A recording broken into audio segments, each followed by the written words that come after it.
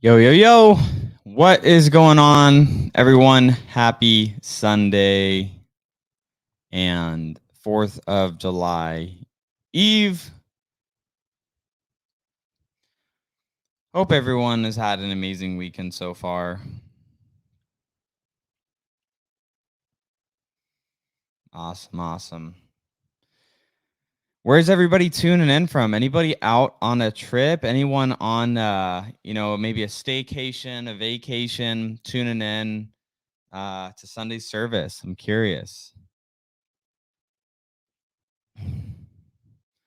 Those asking how my Sunday is. My Sunday was excellent. Spent some time at our office this morning and getting redesigning some decorations that we're going to do, some motivational art and things that we're going to do over there. So that, and ate a bunch of good food today. So it was a good day. Oh, some people are on staycation. Some people are like, I'm in Florida, I'm in North Carolina, I'm in Portland, Oregon on staycation. Love it. Awesome. Well, appreciate you guys taking your Sunday evening to tune in with me this evening before the 4th. Happy Sunday, everyone. All right. So, for those of you tuning in for the first time, welcome to Sunday service. Sunday service was created by myself and my business partner, Pace Morby. We created this almost 3 years. I think it's been 3 years now. Where this started out is just literally a conference call of investors kept asking Pace and myself, hey, we have questions. What are you guys doing in your business? What are you seeing that's working? What are you seeing that's not working? And so we figured, you know what? Why don't we just start talking about it? And so that's where Sunday service was born, on a conference call to then Instagram Live to now we have all this fancy system, all these fancy systems with StreamYard and YouTube and Facebook streaming. And we're super excited to continually be doing this podcast for you. And if you're tuning in for the first time, our goal is to continuously be sharing information that we're learning ourselves, as we are always in a state of learning and gaining new knowledge ourselves. And we're practitioners of what we do, meaning we're buying deals, we're flipping deals, we're renting deals, we're doing seller finance, we're doing sub twos, we're doing the thing. So our hope is that we can share some nuggets with you on these Sunday services, so you can go and take some nuggets, bring them back to your business, add those as tools to your tool belt, and so you can become an even more successful, real estate investor. Yes, but just overall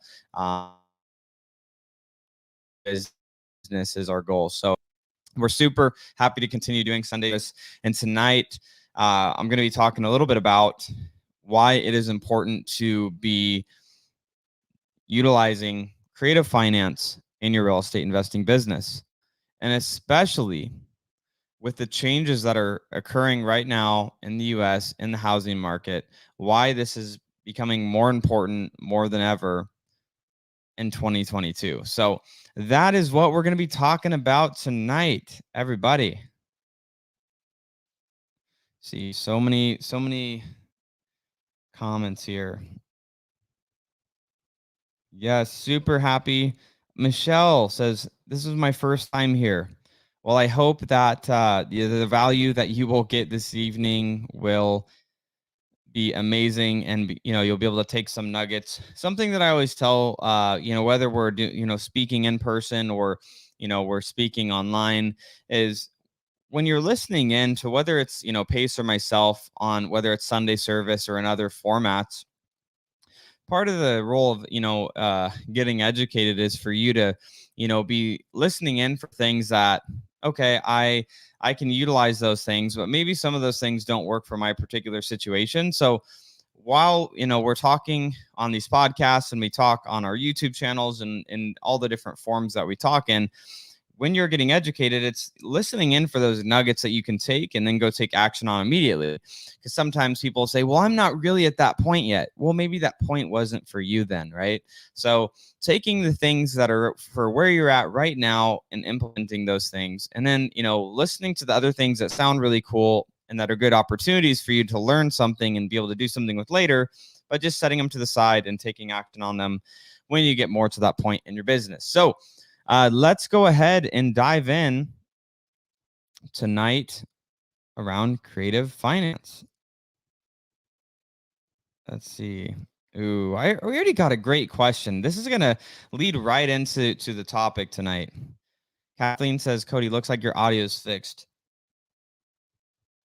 Thank goodness. I am super happy to hear that the audio is crispy. That's good. That's good.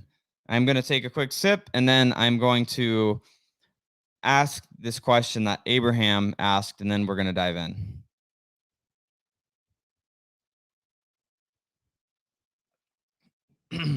All right. So Abraham Santana says, is creative getting more traction these days, or have you always been heavier weighted, being that you're pros at it?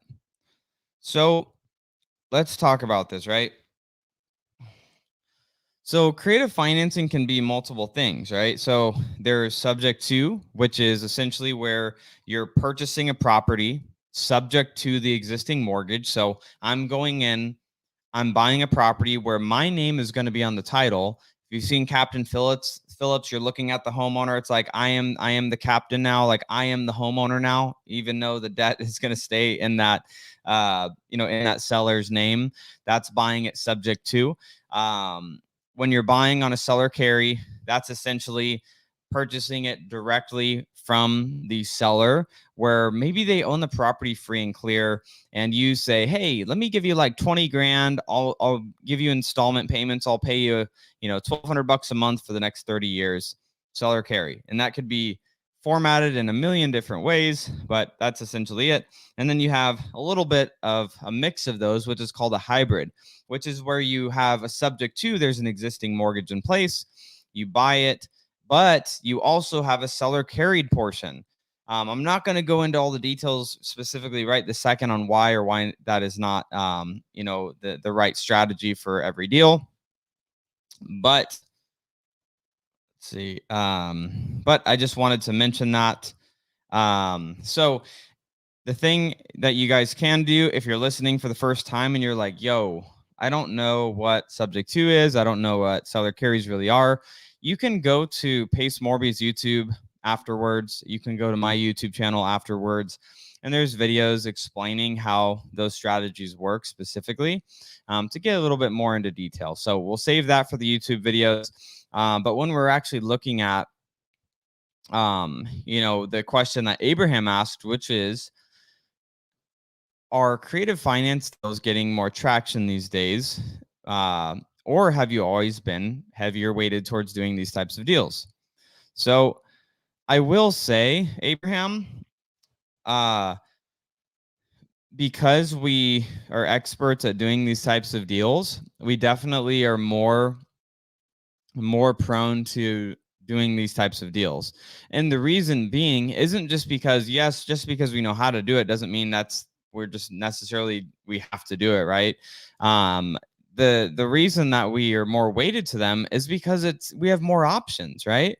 Like, when you're meeting with a seller, when you're talking with the seller and you're trying to negotiate a deal, and if your cash option just doesn't work and that's all you know how to do, there's no deal there. So for us, we look at creative finance is it's another tool in the tool belt. Like imagine like you're walking into a seller's house, right? And like, imagine I'm a contractor, I'm a handyman, and I walk into a house and like, I have a hammer and my tool belt. And I walk in and they're like, I need you to do this project and it involves a screwdriver. And you're like, oh, I'm out. I only got a hammer. I can't help you here. See ya. Like that's the equivalent of, what you're doing when you're only going after properties to purchase them with cash. when you open up for a creative finance option, you're adding tools to your tool belt. You have your hammer for your cash transactions. You have your screwdriver for your sub 2 deals. You have your pliers for your seller finance. Like, whatever tools that you need to do that job, right? Like, that's what creative finance allows you to do. So when your question, Abraham, is around, are we more weighted to it? It's not that we're more weighted to it. It's just that we are always looking on how can we make a deal work. And especially now more than ever, like, understanding this, that for everybody listening, it's not been confirmed yet, but we are looking at in the United States at being in a recession. We had negative GDP quarter 1, quarter 2's expected when they announce later this month that we'll have had negative GDP, which essentially, to be in a recession, you need 2 quarters in a row of negative GDP, gross domestic product, right? So what starts to happen when we have that, that negative growth is there's consumers start to get scared, right? So you have these homeowners that are in this position of like, oh my gosh, like, is this the top of the market? Maybe I should sell. Maybe, this isn't the right time, right? And then you have, like, looking at us, for example, as investors, we want to buy properties that cash flow. We don't really give a dang on whether or not we're getting tons of equity in a property if we're buying it on subject to or seller finance. What we really care about are, what are the terms? Let's say if the property can rent for $2,000 a month and I'm buying the property at retail value, but my payment on the property is, say, $1,300 or $1,400 a month, I'd buy that deal. We do buy those deals because we're going to be paying down the principal, the interest. We're going to be getting cash flow from day one when we buy the property. And we're providing, of course, more solutions for the sellers. Oh, this is funny. Fioma is so color matching, Cody. Hat, shirt, mic, and thermos. I didn't really even notice that. But shout out to I like all the dark colors, I guess. All right, I'm sure there's probably some questions that popped up as I was going through that. Yeah, Brian said cash flow is the first term. That is the number one thing when it comes to buying properties in general for a long-term hold. Like, you don't want to get into gator properties, right? Like, and that's something that's your negative cash flowing. Say your rents are $2,000 a month and your mortgage is $2,100, but you bought it just to buy it. Like, that would be an example of a don't buy that deal. Like, you want to be buying deals where the numbers actually make sense, which for us, it's when the deal cash flows. That's what we want to be looking at. Let's see. I saw here what Vegas Gabe. Aren't we technically in a recession by definition? 2 negative quarters of GDP is the technical, I guess, of what defines as a recession.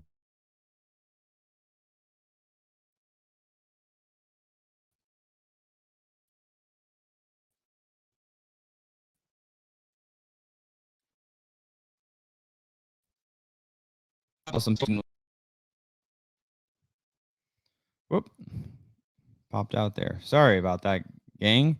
We are back. Ooh, this is a great one. Let's talk about this because people are probably going to wonder the same thing. Bam, let's talk about this. So, Greater Equity Offers says, what if the value on your properties drop below what you picked it up for, sub 2, and then the bank calls the notes due? Now, this is a great question. So, I will not on this podcast tonight answer the question of what do you do if a bank calls a note a sub 2. If a bank calls a note due on a sub 2, because Pace has probably 10 different YouTube videos on that, and you can get a way more in-depth answer specifically there. So we're not going to go into that, but I will talk about this specific question. So The answer of what if the value in the property drops below what you picked it up for sub 2 and the bank calls a note due? So here's what you do is you make sure that you're buying the property right. And if you're nervous about it happening, greater equity offers, maybe you don't buy it subject to. Maybe you buy deals seller carries if that's something you're worried about, right?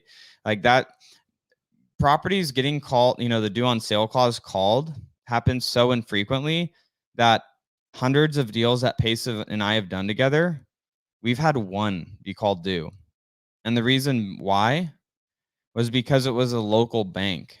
It was a bank that literally their president of the bank worked in the branch that the loan was originated in, and they have such a small book of loans that they check in and see what's going on with their loans. Big banks, they're not doing that. So that's something that it's just a risk tolerance thing. So that's just something that you have to be thinking about when you're going to be buying. Josh Corby asks, hey, Cody, what percentage of the rent do you put aside per month for caution? So essentially, we do based off of like a percentage. So for example, for all of our properties, right? Like we look at things such as vacancy rate, which is, you have the property rented out. It's rented out for a year. Say that tenant moves out and it's vacant for a month. You have to account for that 1 month of lost income, right? So like that's something you have to be thinking about. So vacancy rate is important. You have your CapEx, capital expenditures. So the roof needs some work while you own the property. Say the AC unit goes out. Say you have a leak and you have to fix some plumbing work, right? Like those are capital expenditures. So the percentages that we use in our business is on capital expenditures, we have 3%, and that's off of whatever the what the rent is that we're collecting on an annual basis. So, we do 3% for that, and then we do 2% for the vacancy factor. So just based on how long we expect it to be vacant. And so that's essentially what we have being set aside every single month for our properties so that there is reserves there. So if something does happen and there's work that needs to be done to any of them, or it sits vacant a little bit longer, we have capital set aside. So that is something that, again, it's also going to depend, Josh, on the age of the properties and the area. Like, for example, if you bought a property that was built in 2015 and it's in like an A-class neighborhood, like the schools are the best in the city, the best in the zip code. It was newly remodeled in the last couple of years. It's highly desirable to live there. It's in great condition. You've already got it inspected and everything's pristine and perfect. You may not have issues, or it may rent out significantly faster than if it's in a different area. So that's something to keep in mind on the vacancy. And then the capital expenditures on that 2015 build are going to be different than if you're buying, say you're buying properties on the East Coast and, your rental you're buying was built in 1927 and the plumbing hasn't been fixed since maybe the mid 1900s, right? Like that's a property that you're probably going to have to set aside a little bit more for. So the proper answer for that, Josh, and for anybody that's wondering on like how much you should be setting aside for your reserves for like vacancy rate and for the capital expenditures, is it's going to be market dependent. So I would say connecting with a local investor. Pace has sub 2 students literally all over the country. So if you are looking to connect with some experts, you can jump into the Creative Finance with Pace Morby Facebook group and network, find some sub 2 students, find out what market that, find students that are in your market, get some insight on that. But they'll be able to give you a better idea for those that own already in your market of what those expenses are going to look like and what those vacancy rates are going to look like. Because obviously the vacancy rates and CapEx in Phoenix, Arizona is going to be different than like Detroit, Michigan, or New Jersey, right? Like there's going to be variances in that. So that's just something to keep in mind. I like this question here from Randall Yamuaka. Can you talk about using creative finance for pre-foreclosures? So listen to this. This is probably if not the best, it's definitely up there with the best types of sellers to be able to work creative finance terms with. Pre-foreclosures. Why is this? Well, let's look at the avatar of a pre-foreclosure. A pre-foreclosure is somebody that they're not making their mortgage payments. They have financial distress. They're having the stress in their life, and they need a solution to that distress. And so a lot of times on pre-foreclosures, there's only a few options they have. Like, let's talk through just a couple of them. So a loan modification with the bank, and if the bank already didn't approve it, that's off the table. They can list the property, which sometimes the pre-foreclosure may be in such bad condition that they can't list it. So maybe they can't list the property, or they don't have enough time before their foreclosure date comes up. Another option that they have is they can get a personal loan from family or friends. If they can't do that, obviously that's off the table. Another option is they could sell it for cash, right? Like if they have enough equity in it, they could sell it for a discounted price to get out of the property and be able to move on with their life to a cash investor like yourself. Or you have another option, which is of course, which is of course creative finance. And so that could be, a subject to. So the reason that this works really well, Randall, and everyone listening, is creative subject to specifically is these sellers don't have a lot of options. So you get to be the one that goes and shows them that there is another option for them. And the great news is too, is when you buy a property sub to, and then you're making their payments on their behalf for months and maybe years to come, is you're helping rebuild their credit because their loan is still tied to that. So you coming in and buying it, you reinstate their loan, you get it caught up current, and you make those payments for months or years. You're literally helping rebuild their credit to get them in a better spot than they were versus losing their house. So pre-foreclosures are, in my opinion, the best people to be able to help and utilize creative finance with when it comes to subject to, because you are one of very few options that they have. And it has good long-term benefits for them where you're getting their credit, fixed essentially by you making those payments, reinstating that loan. So those are excellent opportunities to be able to help those people. Ooh, Mel Jones says, have you ever been asked to show a reserve when you do seller financing? So Pace and I have only been asked one time to ever show reserves to a seller when we did a seller finance deal. And we've done hundreds of them. And the one time that we ever got asked it, it was actually like 2 weeks ago because it was a seller that had just been burned by two different wholesalers. They had locked up the property, couldn't sell it, tried to price drop them, canceled. Another investor locks it up, can't sell it, tries to price drop them, pisses the seller off beyond belief. They cancel. Seller, right, in the right, is very upset. They're pissed off. They're like, we just went through two investors that were full of crap. So by the time that this deal gets put across and me to our team, the seller is like, I'm not even going to talk to you unless you show me that you have the funds to perform on this deal. And in this case, all they really cared about, like we literally like showed on, like we logged into the Chase app on the phone, like, here you go. And the lady's like, well, why don't you buy it cash then if you can pay cash? And we're like, well, that would be stupid. If we buy your property cash, then we can't go and get more seller finance opportunities. We're in the business of buying multiple properties. We're not in the business of buying one property cash and then having to, wait until we could buy another property cash. Like that's not the business that we're in. So, Mel, it doesn't happen very often. Literally, that was the only time we've ever had it happen. And it wasn't even the highest priced property we've seller financed. Like we had a seller last year, seller finance us 6 of her properties. We showed nada to them. No credit pull, no reserves showing, no cash, anything. There was nothing. to start negotiations. So does that mean that it won't happen to you? It could. I mean, if you're moving with confidence in the way that you're trying to structure the deal, it doesn't really happen that often.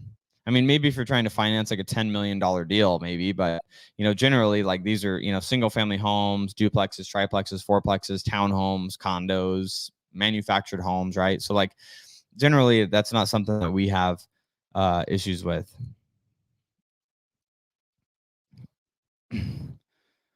Oh, so many good questions coming down here. My goodness.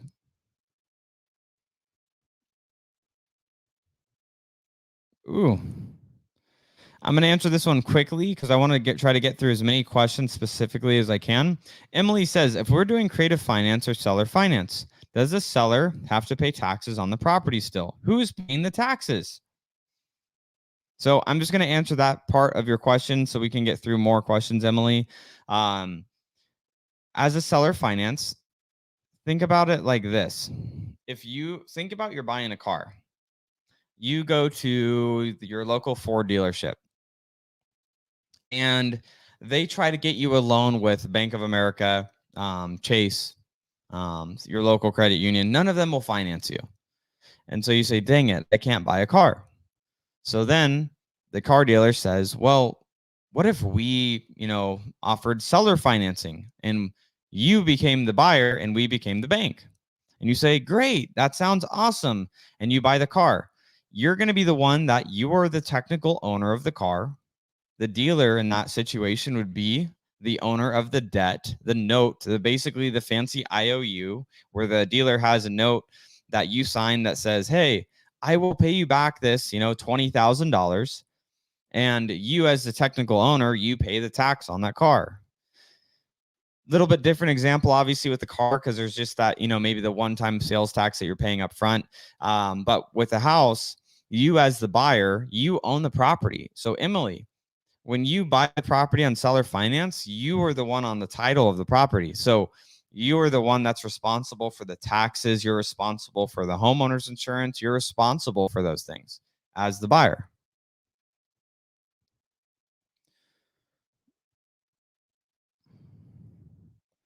Blythe says, do you / have you lived in a creative home? Pace and I have both lived in a property, and our other business partner, Matt Beard, have all lived in properties that we bought subject to. I don't currently live in one that now. The property I live in now, we bought cash last year to fix and flip. And then I saw it and I'm like, I could live there. I'll, get it fixed up. I'll refinance it once the renovations are done and then I'll move in. And so that's what I did with this property. But the last property that I lived in, that was a house. That one I bought subject to. The last house Pace lived in before he bought his mansion, he bought subject to as well. And then the property Pace lives in now, he bought on a hybrid. He took over the note sub 2, and then he had as a seller finance note with the previous seller as well. So yes, you could definitely live in the homes that you buy on creative terms.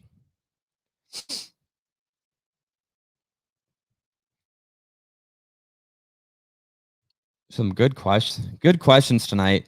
We're about 400 people on here tonight. Again, happy Sunday. I and spending some time this evening, getting better, mastering your craft at the end of July tomorrow.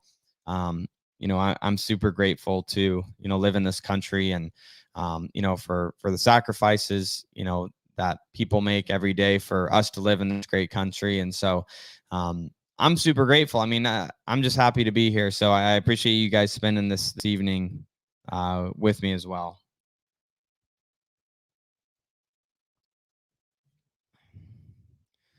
All right.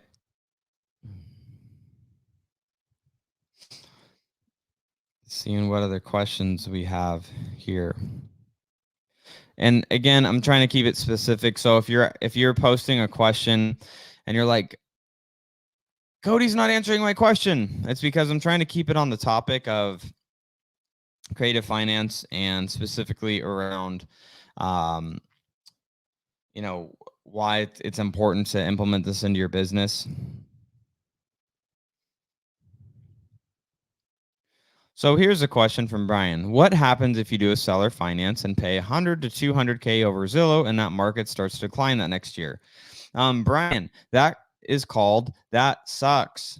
But if it cash flows still, you could probably write it out. But how long are you going to write it out for? Pace sometimes makes that, thing of like, it doesn't matter what the purchase price is as long as it cash flows. Like he says that to make a point, but like, yes, there is a stupid amount to overpay. Like you don't overpay, literally hundreds and hundreds of thousands over a property that may be worth, say, $200,000, right? Like that's just, it's not smart to do.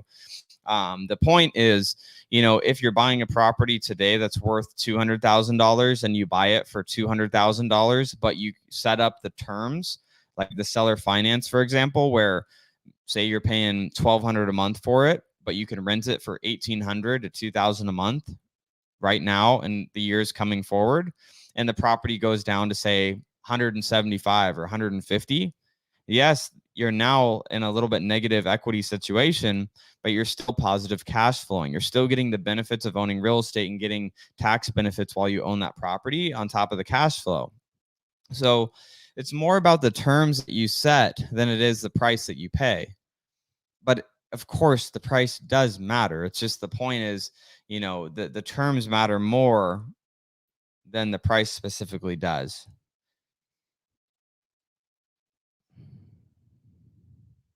Blythe says, what is the max down payment you consider for a 250K home? If it's a seller finance or sub 2, I mean, I'd ideally try to do like 15K, 20K, 25K.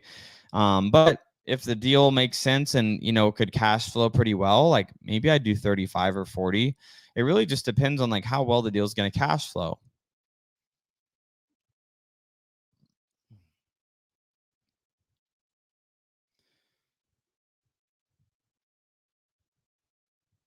Kyle, Cody sounding crispy with that new. Hey, we're getting it figured out. I don't have that production level of pace yet, but we got some lights going in the back. I got this, crispy camera that I don't know how to work, but it's up there and it's doing its thing and it's looking at me. So we're here. The sound is good. I'm just here to share the information, and hadn't cared as much over the past couple years the quality as far as like my setup, because I know the information is what's helpful for people. But having the setup is, it's nice. It does look nice. So getting there. Dang, lots of questions, guys.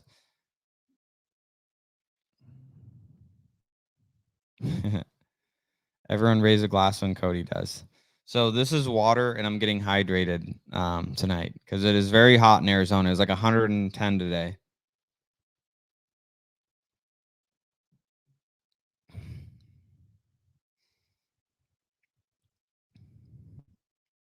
Ooh,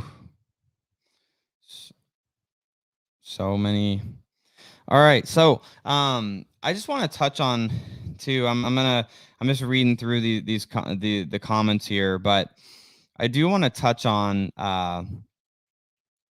as we're going into this time of maybe some uncertainty where there's we're probably entering into a recession.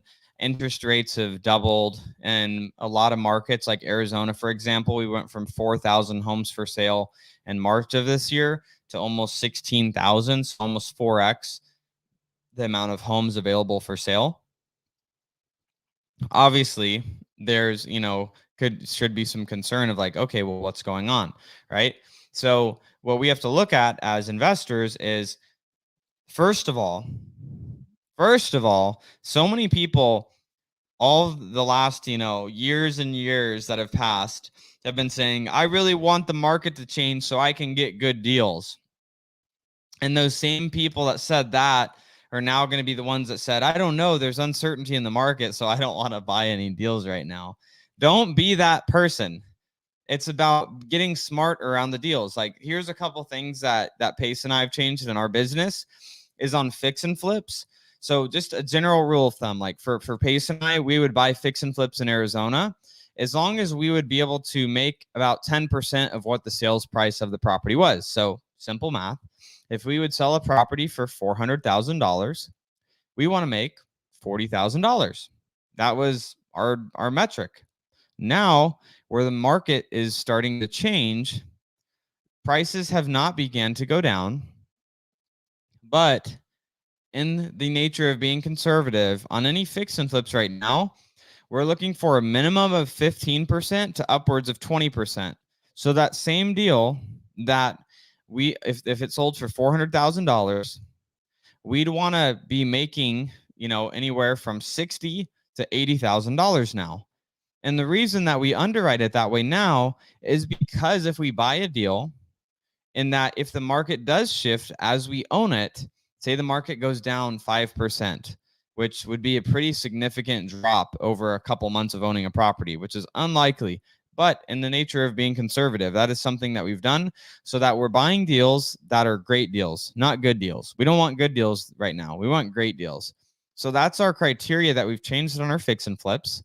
And will we miss some opportunities that are probably good? Sure, we will. Will other people make money on them? Sure. But we're not looking to just, be desperate for good deals. We want great deals right now. And then when it comes to our rental properties that we're buying, we've transitioned. We're not doing as many BRRRR properties. So for those that may not, know the buzz term BRRRR, it's when you buy a property, you renovate the property, you put a renter in the property, then you go and refinance the property into long-term debt, and then you repeat the process. That's the BRRRR strategy. So we're not doing any more of those right now. We're only going to be buying deals creatively. And why is that? Well, rates suck. I mean, if you go try and get an investor rate right now for 30 years, your rate's going to be, 7%, maybe a little bit under that, maybe upwards of 8%, 8.5%, depending on the lender you're using. So for us, it's just not that appealing. Can you make deals still cash flow and work at those interest rates? Yes. Are we interested in doing that? No. So we'd rather be going after the seller finance deals where we get to be the ones that negotiate with the seller on the terms. Will every seller be okay to do this? No. Will every seller give you the terms that you want? No. Are there deals to be had out there where you can get the terms that you want, and there are sellers that are willing and able to do this? Yes. So those are the people that we want to be talking to. Those are the people we're trying to do deals with. And so that's what we're focusing on, is those seller finance and sub 2 opportunities as we go through this year.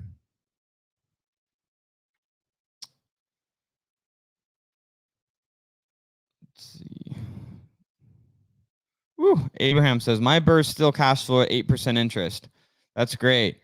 It's very challenging to do that in Arizona. If you're in Arizona, bless your heart, because we aren't finding those types of deals right now.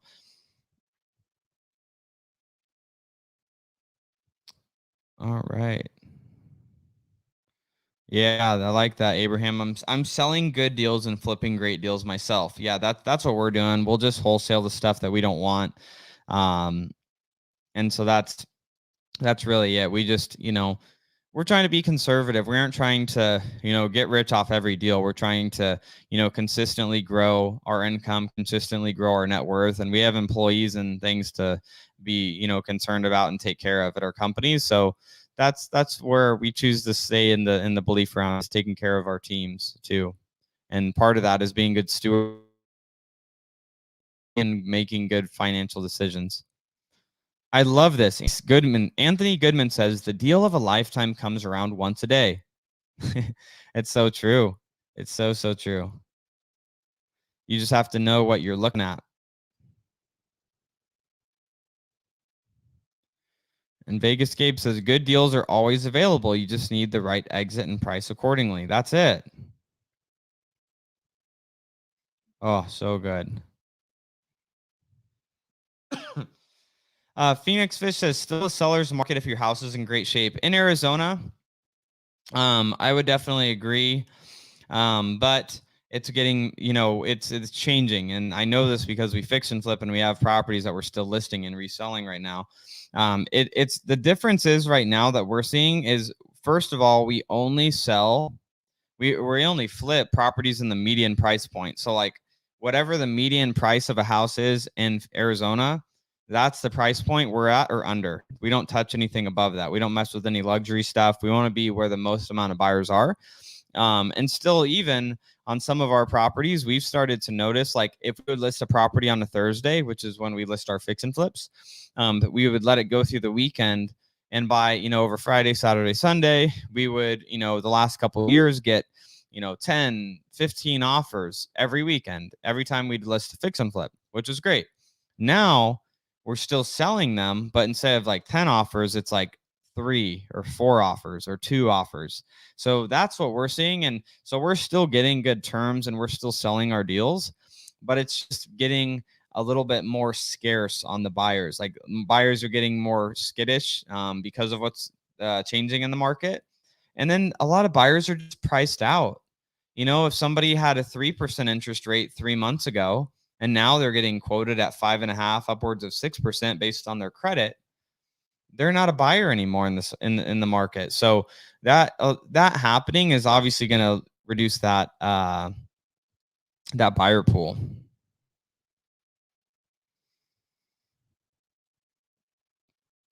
Let's see. Freddie says, "Are you seeing flippers stay away from rehabs where you go down to the studs and replace everything?" No, we do those deals. We'll go down to the studs and replace everything. Right now, those deals need to be great because there's a greater risk. There's, a greater amount of time that project's going to take.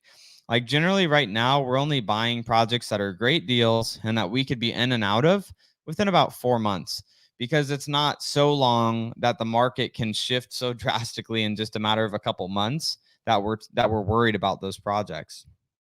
So that's what we're doing.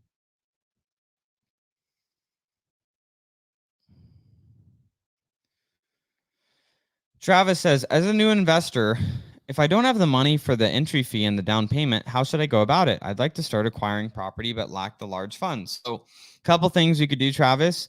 One is you could find a partner, find somebody that is a cash partner, and you are the hustle, they are the money. You go find you do the marketing, you find the deal, you get the deal under contract, you bring it to your cash partner and say, "Yo, I got this deal. You want to be a part of it with me?" And you just got to bring all the money. And that could be a strategy that you use. Don't be scared of giving up part of your deal, especially when you're getting started. That's something you could do. That's what I did when I first started fix and flipping. I didn't have hundreds of thousands of dollars when I first started fix and flipping. So I gave away half the flips with people that had the money. And over time, obviously, I changed that. But like, that's something you could do. Another thing you could do is, instead of just getting those, deals done immediately, get those good deals and wholesale them to raise capital to then be able to fund those. Like, you only have so many options, and that, it's either sell those deals that you're getting to other investors, make a wholesale fee to put that money in your pocket to then be able to fund your next deals. Essentially how Pace and I, built our business together was we wholesaled to get cash. Once we had a bunch of cash, we started fix and flipping. We raised money to do fix and flips too, but we also wanted cash because conservative Cody over here likes to have cash to be doing these projects. So we wholesaled to, get money. We started fix and flipping, getting chunks of money. And then with those chunks of money, we started buying rentals, via the BRRRR strategy, via subject to seller carries. So that's what we did with our strategy. And it's kind of like that, the evolution of like a caveman, from like evolutionary days to like a walking man, right? It's like, starting investor, like wholesaler to fix and flipper to rental property holder. Obviously, you don't have to follow that exact model, but that's what we did, and it worked really well for us. And we're very versatile in the way that we know how to do business and structure and put together deals. But that's what we did. We just had to get the money before we could get those holds.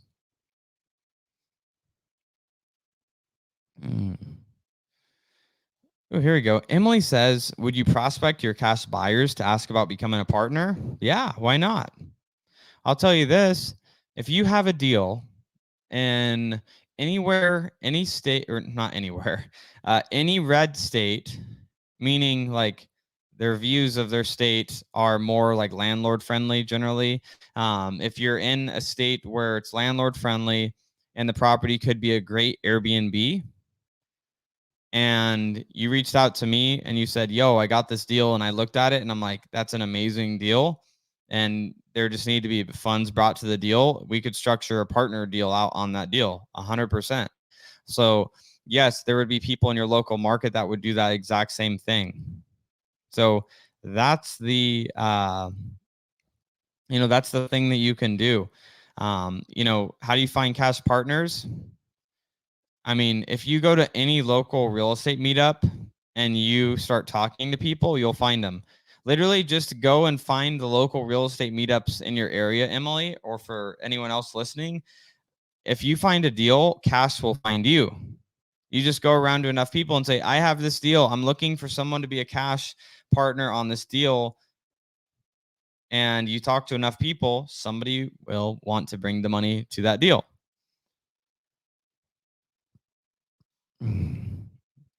Fernando says, Cody, with ideal interest rate on a creative deal being 0%, excuse me, had some Indian food, got my heartburn going. Sorry, guys.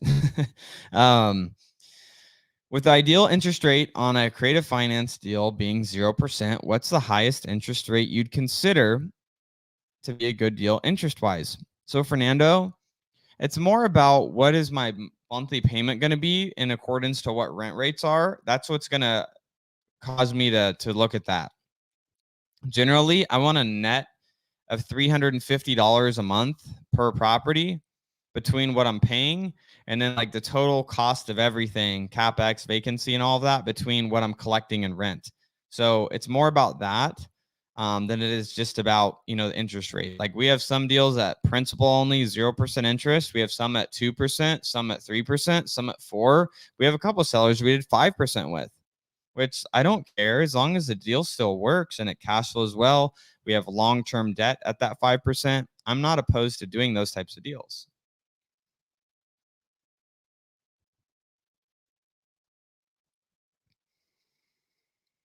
Sharita says Financial Friends Network has plenty of private lenders.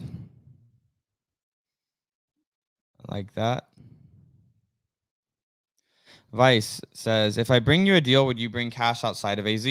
Only if it's a creative finance deal and it could be potentially an Airbnb. Otherwise, not interested.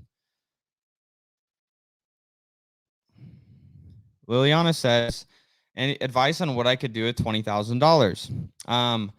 So my general thing that I tell most people, and like Pace might have a different opinion, and maybe some other people have different opinions, but if you have $20,000, the thing that I would do would be investing in yourself and investing in your business, not be trying to invest in deals. Like I would be trying to figure out how do I become a person that instead of having $20,000 in savings, that I can multiply that and turn that into 100,000, 150, and 200,000, not meaning like invest $20,000 into a deal that then turns it into 100. I mean, how you take 20,000, maybe you spend a couple $1,000s on some coaching, some mentorship to make your skill level, your knowledge up here go to a higher level so that you can gain some skills that can, get you larger chunks of cash. Like that's what I would do.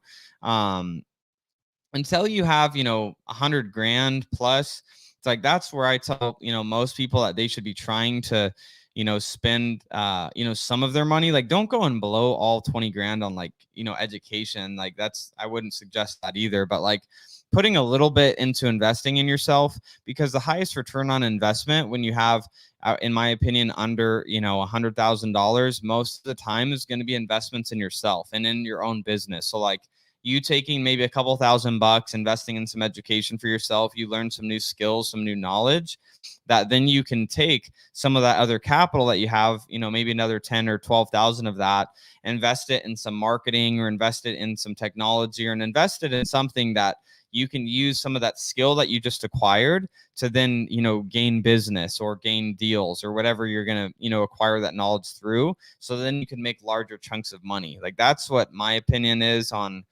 doing that. Just because $20,000 really isn't going to change your life if you invested it. But it can, let me rephrase that. It won't change your life if you invest that into something that maybe makes you 10 or 12% interest. It really just won't. But it will if you invest that in yourself and you become better here, so that then you're able to be a smarter businesswoman, right? So like that's what I would look at doing with that. But obviously, that's just my opinion. You're always going to be the best investment that you ever make is investing in yourself. Um, I mean, for me, I invest. Pace invests more in himself, but I invest, anywhere from about 40 to 50,000 a year, and I have a personal coach that I'm in line to coach with. Like he won't even take me on yet because he has a backlog of clients, but I start with him next year in January, and he's 80,000 a year for one coach. That's one coach, 80 grand a year, and that's to pay half of that up front, and then it's monthly payments. But that didn't start that way. Like I started buying like little mini courses for $500, $1,000, like, joining mentorship groups. Like that's how I started. But the more that you invest up here, the more that your income can grow, because the better you become, the better you can do. And the better you're going to be able to make money. Because I think a lot of um, people are better off making more money than just trying to reduce some expenses, like cutting out drinking Starbucks every day. And I do drink Starbucks almost every day. Like me and my girlfriend, like I spend an ungodly amount of money on Starbucks probably every month. Like it's like $20 a day at least. And it's not going to be the end of the world. But like obviously if you have like some ridiculous habits that are literally just destroying you financially, yes, change those habits. But like, you know, cutting out a $4, $5 coffee every day when you're, looking at trying to become a millionaire, it's like that's not really going to be the thing. Like you need to go figure out how to make more money. That's what you have to do. It's like find a side hustle or find other ways to increase your skills and increase the opportunities of monetization in your life. Like that's what you want to be doing. Um, that's my thoughts.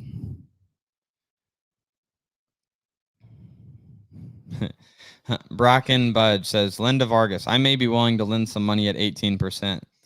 That's what I lend at, is 18%.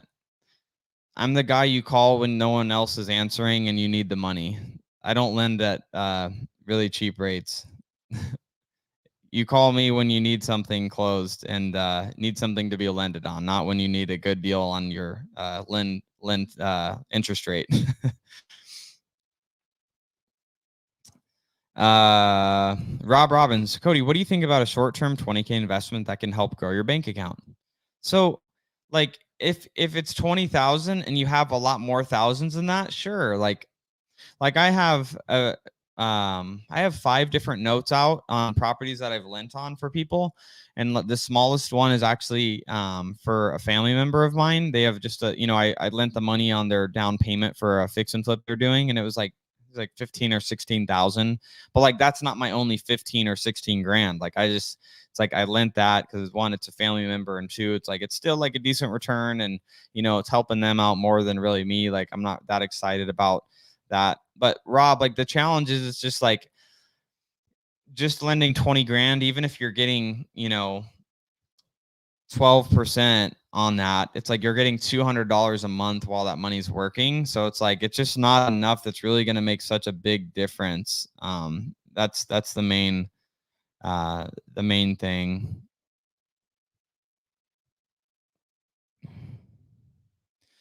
Fernando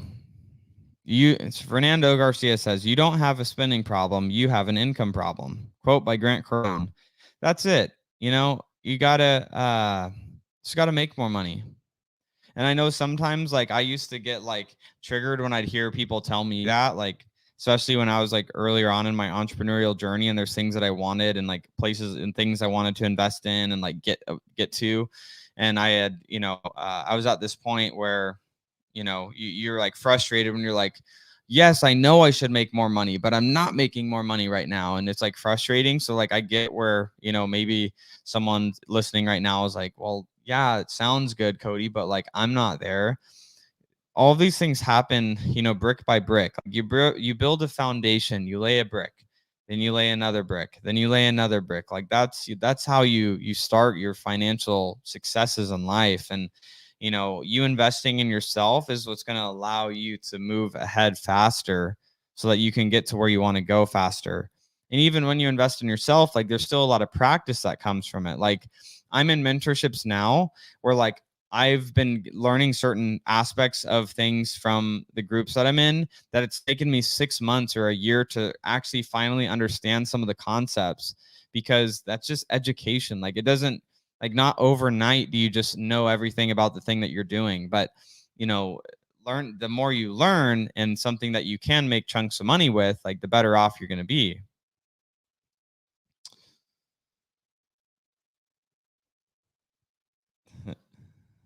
Um, so restore it, don't junk it says, I have $1,000 to lend. I need to grow that 1K up. Like, I mean, I don't know what you're doing. Restore it, don't junk it. I don't know. Like, can you take that $1,000? I don't know. Um, buy some like used furniture, resell it for more money. Like, just find ways to like flip that and like just and like, to grow it. Like, there's lots of things that you can do.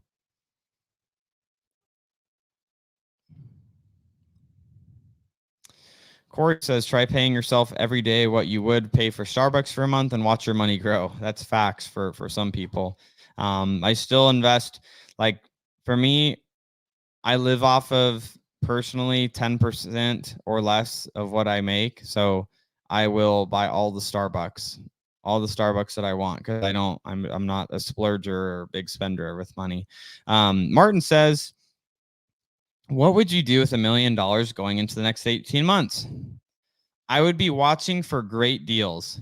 So I would be watching in your market for what great deals are. Like me personally, I'm saving up as much cash as I can possibly have so that I could take advantage of great deals and find great discounts on deals. So, whether those are going to be rentals, whether those are going to be creative finance deals, I am open for all the deals where I am making an excellent return. Like I want to be getting deals where I'm making 15, 18, 20% on my money with the cash that I'm saving, because this is the time where there's going to be people over leveraged. This is going to be the time where people don't have reserves. This is going to be the time when people need money. And I want to be the guy that people are calling when they say, hey, I need a loan, Cody, and I'll pay you 18 or 20% on your money on this deal. And I will say, yes, call me anytime and let's do it.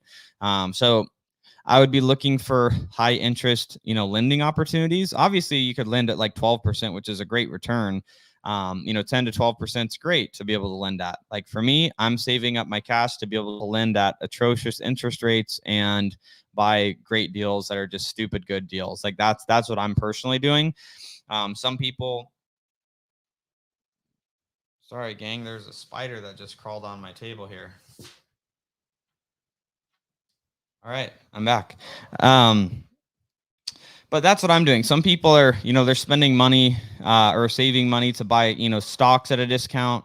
I mean, it seems like most, a lot of stocks are down 15, 20, 25, 30% since the beginning of the year. So maybe buy stocks. I don't know stocks, so I'm not going to do that, but I'm going to invest and lend in real estate. That's what I'm going to be doing.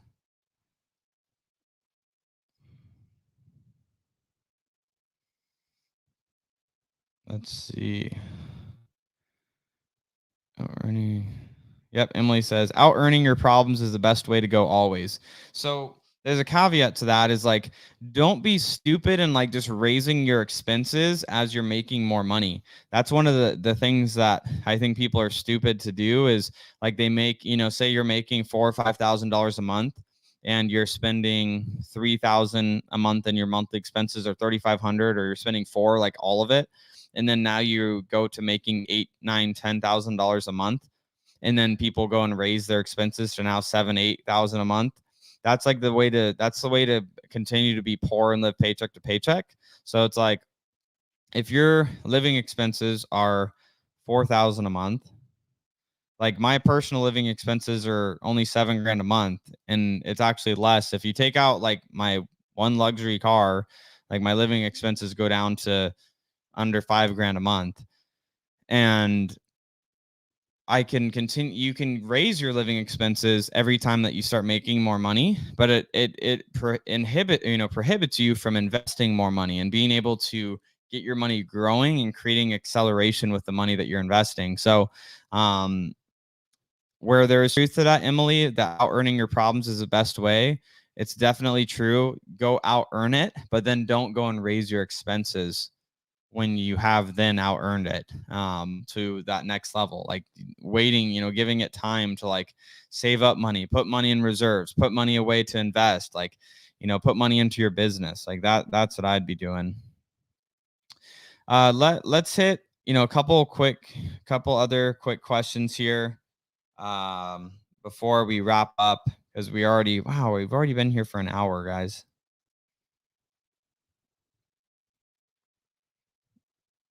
Let's see. All right. Dom says, don't kill the spider, fam. I don't think I killed it. I just kind of flung it off my table over here.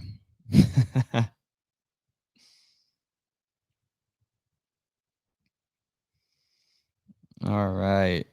Let's see. Give me 2 more good questions before we wrap. And yes, Pace is out of town. He's in Utah with his family visiting for the 4th of July weekend. Yeah, boy just decided to stay home because I wanted to work this weekend and be at home. My usual thought is, as soon as I see any type of bug inside my house, is burn the house down. We're moving. We're putting the house up for sale.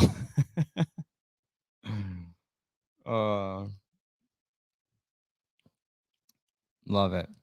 Dom says, this is a fire live stream. Thank you for the gems. Thank you. That's all I can hope for. I really want to bring knowledge of things that I've learned. And the reason I could say it's stupid to, increase your expenses every time you start making more money is because I was the stupid guy that did that in my early 20s and it didn't work out well for me. So that's just a nugget there.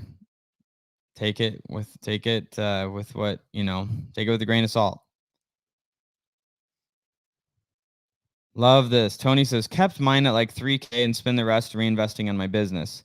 I love that.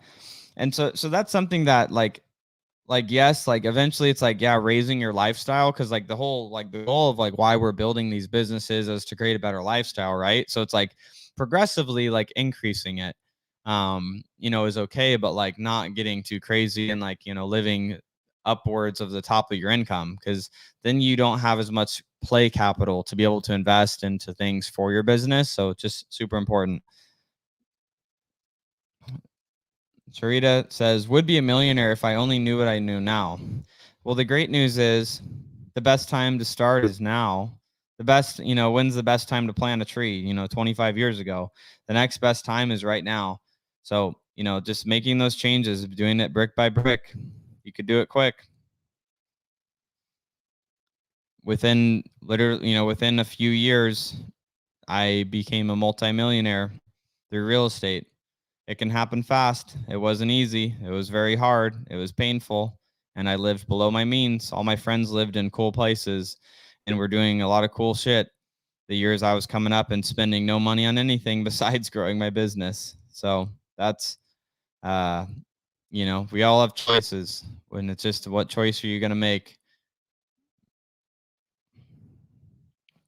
I'm going to take, this is my last question here. Dorian says, Cody, where are you keeping your money while you're saving it? I know, not a bank. So I had been keeping some money in crypto. I'd moved it out, thankfully, before the markets tanked over there. And I do actually have a majority of my cash in the bank because I want it very liquid. I do have it, and some people, this is going to go over their heads, and I'm sorry, but I do have a decent chunk of cash and whole life insurance, infinite banking policies that are around the infinite banking concept that some people might know. So I do have some there, but I do have a lot of cash in the bank right now. And some people are going to say, well, inflation's eating away at that. Well, something that I have learned is Warren Buffett had, I don't know if it's still right this moment, but within the last couple months has moved almost 25% of all Berkshire Hathaway assets into cash. And one thing I do know is Warren Buffett is smarter than me, and he has been investing significantly longer than me. And if I know that he is putting that much cash aside, it means that there's opportunities to come. And I know if he is not worried about billions losing a little bit to inflation, I know my hundreds of thousands in cash is going to be okay losing a little bit to inflation because of the opportunities that I have. So just my 2 cents on that. But that's what I'm doing. Wow, a lot of people here doing infinite banking. That's super cool. I love that. I just I paid off one of my cars. I paid off my Jeep using the Nelson Nash Becoming Your Own Bank. Anybody that doesn't know what that is, go on Amazon. You could buy the book called Becoming Your Own Bank by Nelson Nash. There's another great book called What Would the Rockefellers Do? I actually have. This is very cheesy, but I'm going to show you guys. So, something else that I'm investing in, and the people that are listening to this on the recording are going to be like, well, I don't see it because you're listening to the recording. So, sorry for you. But I actually am starting to invest in art. In like memorabilia, history memorabilia is like another alternative asset class. So I just bought this.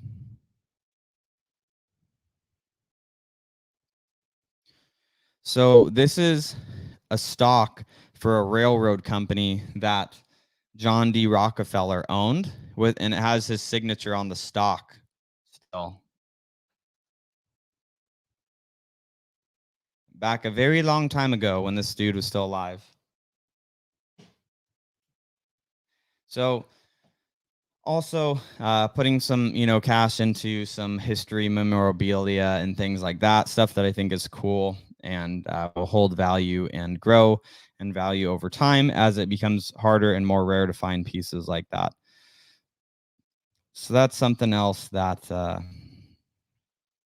I'm doing. I have one from JP Morgan as well sitting on the side.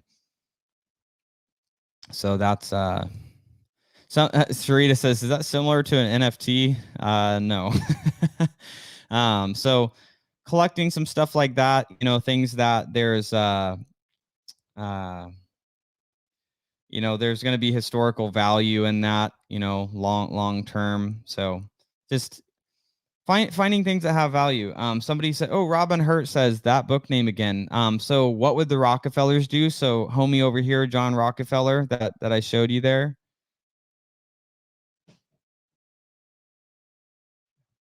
Just for fun, just because I'm having fun, guys. This is JP Morgan.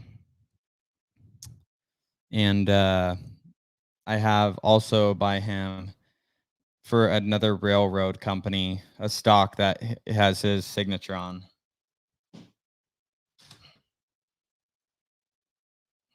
Kind of hard to see, but yeah. Can't be worth that much if you leave it on the floor. Your boy doesn't do manual labor, so the handyman hasn't came to hang it on the wall yet. I just got it delivered. So, Eduardo, talk your shit, but I also leave nice watches on the floor. Does that mean they're worthless?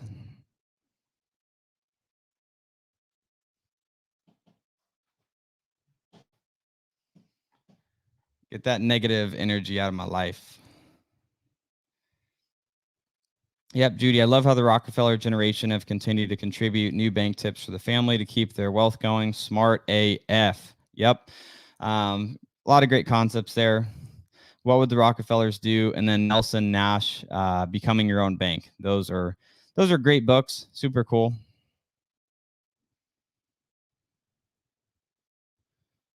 Awesome. All right, guys. Well, I hope all of you had an amazing Sunday.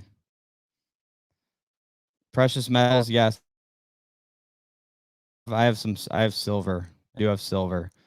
And that's about it. So I hope everyone had an amazing Sunday. Tomorrow, have an amazing July 4th. If you have the day off, do some side hustle work tomorrow. Get ahead, take that time. If you're just spending the time with the family or you're on vacation, have a amazing time. And we look forward to seeing you. We'll see you back next Sunday with Pace and myself. He will be back in town. Had a lot of fun with you guys tonight. Hope you enjoyed it. Got some good nuggets, and have an amazing week, everybody. Always fun to be with you.